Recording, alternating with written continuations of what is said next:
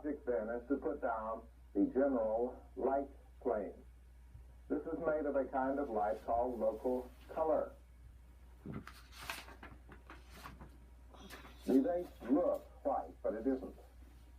So I am taking some high cold, which is white, some low cold, which is black. In this case, I do not call it the shadow maker. It is simply to lower the value. And I want some heat in it, so I'm using a bit of orange heat. And we're going to make a little test on canvas for the local color of this pot. The camera is reading it as a brilliant 9, but this is not a brilliant 9. In real life, I'm going to lower the value a bit. We want always to hold room so that we may come up to our highlights.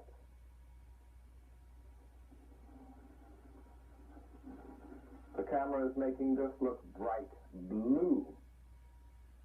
In truth, it is just black and white.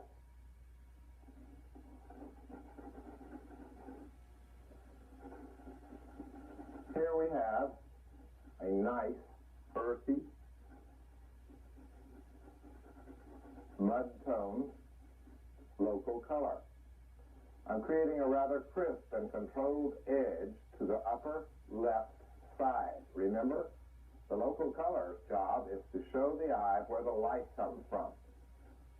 I'm painting the shape right up to the shadow, but not allowing it to go into that shadow.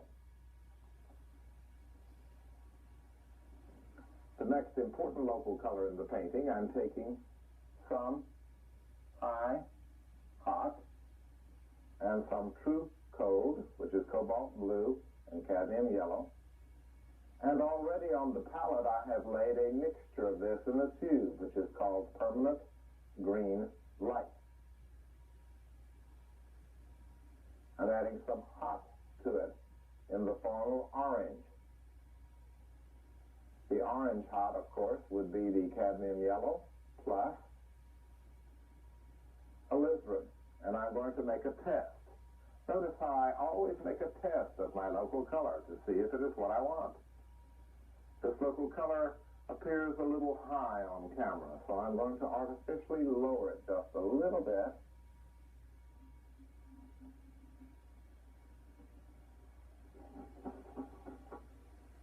This local color is a little too low, so I'm going to raise it with yellow, the high heat factor. I'm getting a nice earthy green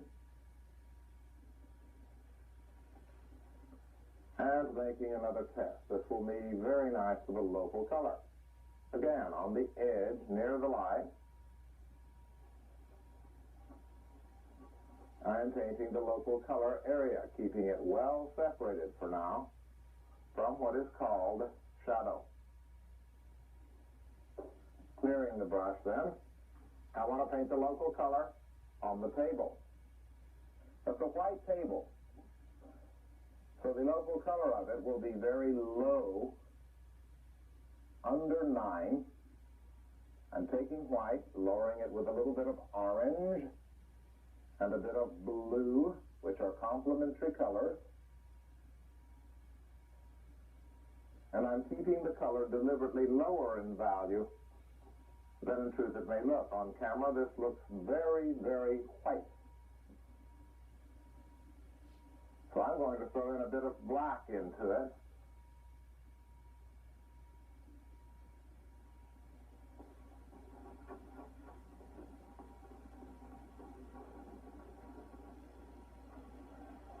And this is said to be then our local color for a white tablecloth.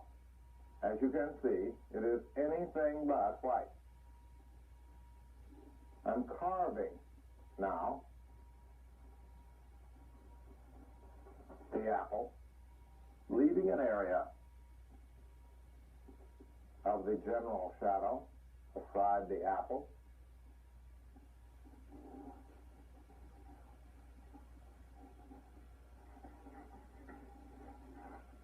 And in a very real sense, carving the shadows. From the very beginning in painting, if you learn to move the brush quickly, even when you're unsure of it, all paint works better. Let's take a momentary stock of what we have. We have local color on the base, local color on the apple. We need only now some local color on the background. Here I'm taking sort of a middle hot situation made out of alizarin, which is low hot, and cadmium yellow medium, which is high hot. I may throw a little cold in there, such as true cold, making a small test. This looks nice. This will be very nice for our local color. Now your brain is telling you, but he is not matching what the picture looks like, and that is really rather correct for now. Your eye is seeing finished product up there with the highlights in it and the local colors working against their highlights. We don't even have those yet. We're putting down what I like to call a general light, or sometimes I refer to it as generic light, and this as generic shadow. And we're going to let a little of this echo softly over here. The artist's job is not to copy nature, but to simplify and to interpret what it sees. This is a layout then, and in the layout, we have used general light and general shadow. It is loose, tentative, and abstract. None of the lights are yet called specific.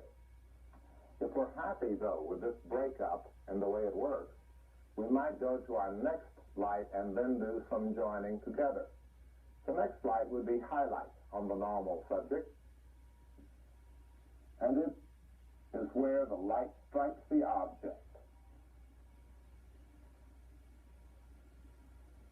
Highlight has two ingredients in it, and they're very important. The first ingredient that light has in it, particularly highlight, is heat. This is why we took such pains to learn what colors are hot. I'm mixing two hops together here to make orange hot. I'm putting it a bit in the local color, and I'm going to make a small test. Again, the camera is showing this looking very, very white, but it isn't. This value is about at the value 7, leaving me good to go up to 8 and all the way up to 8 1/2. What I must now do of this is to force it into the local color and to make one of those shapes we saw when we had the digitized shape, so that we have a flat, totally enclosed shape. It's very tempting for the artist here to mess this up or to blend it in or to do some other strange thing to it. Now I have the local color of the apple on the brush, to which I'm adding a touch of hotness. In this case again, in the case of orange, I want to see if the value is higher. It is, but that's a bit too orangey. Let's throw back into it some of our local color, green. And that looks about right. This is a zone of highlight. It must not be allowed to overtake the number 2 light. Now we have separations here, and we can name these separations as general shadow, which is all the loose, dark design that holds it together. General light plane, which is made primarily now of local color, which tells the eye where the light is coming from. We have added a first section of highlight on the pot, a first section of highlight on the apple. We must now add a first section of highlight onto the table.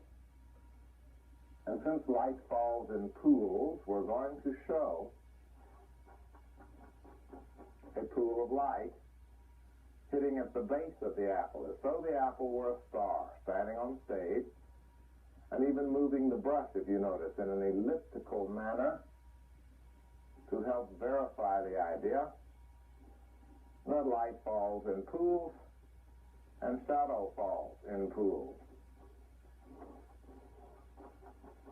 In other words, I want the eye to be able to read very clearly the zone of highlight In this case, I'm going to exaggerate it, making it look like a large platter of light. In this light, of course, is heat first, orange heat in this instance, with a little more white in the local color to raise the value of the light up. So the job of white here is as value lifter, or the presence of all light. The job of our hotness is as gradient, temperature.